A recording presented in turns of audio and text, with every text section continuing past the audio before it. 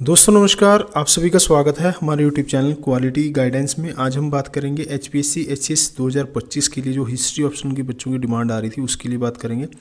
History option का जो batch है वो शुरू होने जा रहा है। ठीक है, हिस्ट्री ऑप्शनल सब्जेक्ट का जो इंट्रोडक्शन इसमें बात करेंगे, क्या इसका सिलेबस है, कहाँ से इसमें क्वेश्चन आते हैं, कैसे कैसे क्वेश्चन आते हैं, कितने नंबर का पेपर होता है, सब चीज़ों की बात करेंगे, कैसे आपको बैच ज्वाइन करना है। इससे पहले मैं एक चीज़ बता दूं, हमारे जो चैनल है, ठीक है, जो मैंने बैच चला रखे हैं इसमें सोशोलॉजी ऑप्शन अगर किसी बच्चे का है, सोशोलॉजी का बैच चला हुआ है और जीएस के 2 बैच चले हुए हैं, जिसमें एक कंप्लीट बैच है जीएस के लिए, मतलब प्री एचएस प्री 2025 के लिए, और दूसरा है गाइडेंस बैच। अगर आप कोई भी बैच ज्वाइन करना चाहते हैं तो ये नंबर व्हाट्सअप नंबर है, ये व्हाट्सअप नंबर है, आप इस पर मुझे व्हाट्सअप कर सकते हैं कोई भी जानकारी अगर आपको लेनी है तो। ठीक है, पहले हम बात कर लेते हैं सिलेबस की।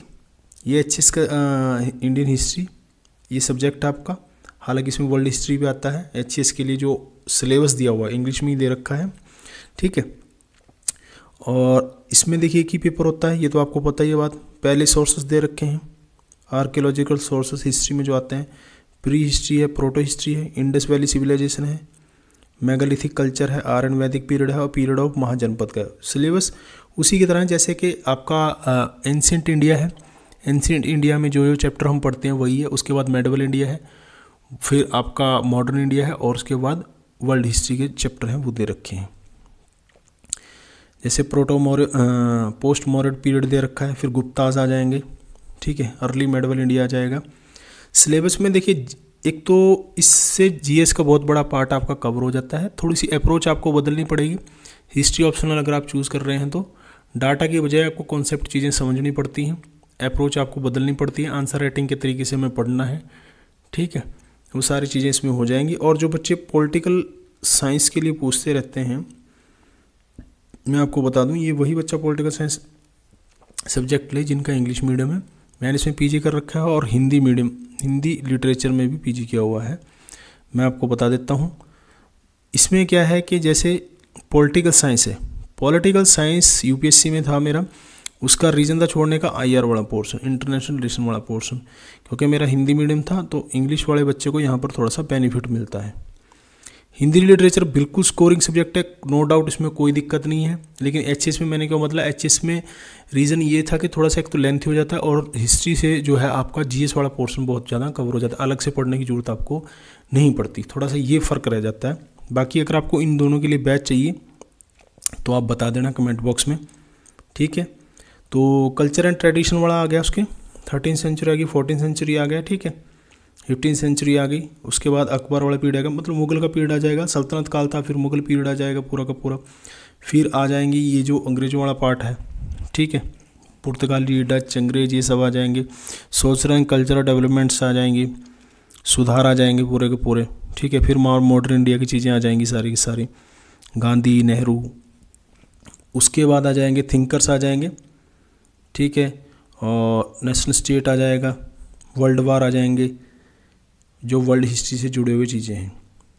ठीक है, ये सारी की सारी इसमें चीज़ें आ जाएंगी। जैसे नाटो आ गया, ये 1991 तक है, उसके बाद शीत युद्ध चल गया था, वर्ल्ड वार सेकंड के बाद, ये सारी चीज़ें इसमें आ जाएंगी। ये तो है सिलेबस दे रखा है पूरा का पूरा। यूपीएससी के सिलेबस में और एचएस के सिलेबस में ज़्यादा कोई अंतर नहीं है, थोड़ा बहुत अंतर है बस।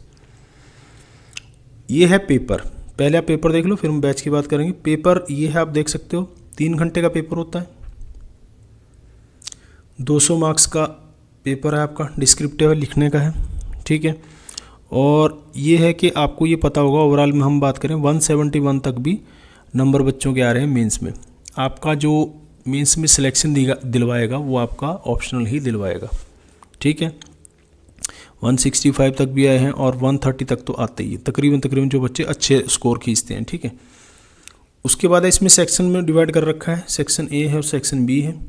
दोनों में जो क्वेश्चन है 4 क्वेश्चन हैं टोटल क्वेश्चन, यानी कि 8 क्वेश्चन है। और करने आपको कितने हैं, पहला और 5वां तो अनिवार्य है, टोटल 5 प्रश्न आपको करने हैं।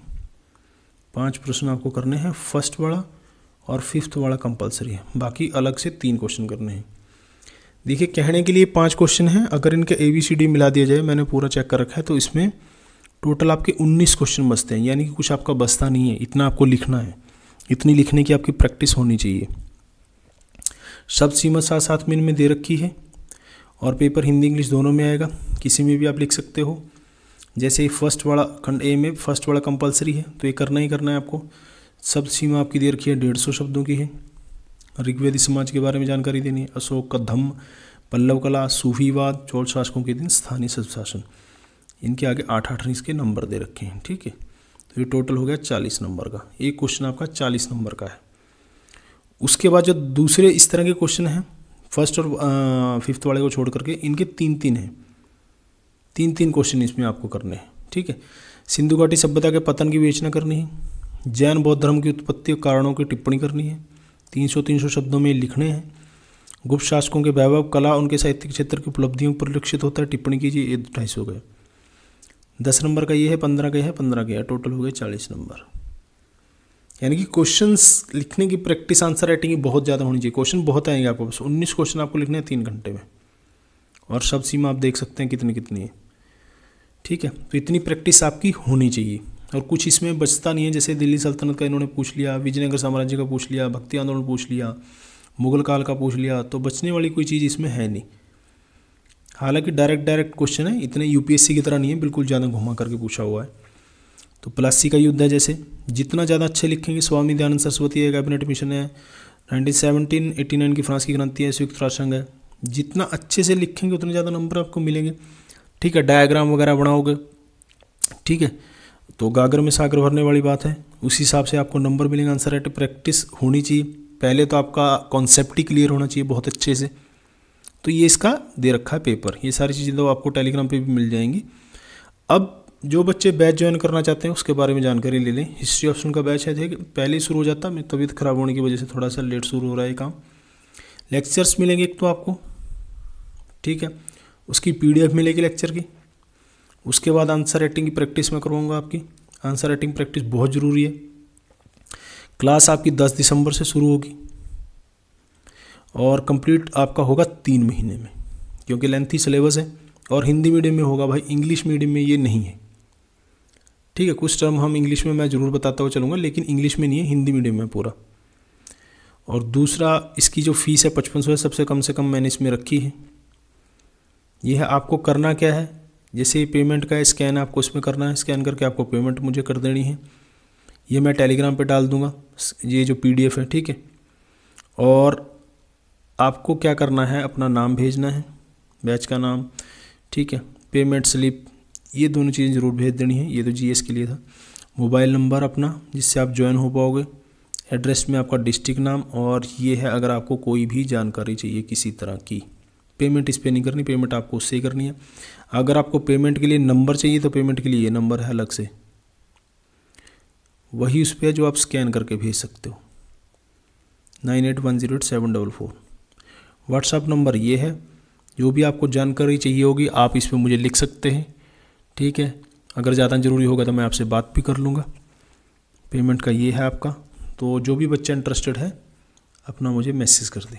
देखने और सुनने के लिए धन्यवाद। फिर भी आपकी कोई क्वेरी होगी तो कमेंट बॉक्स में जरूर लिख देना।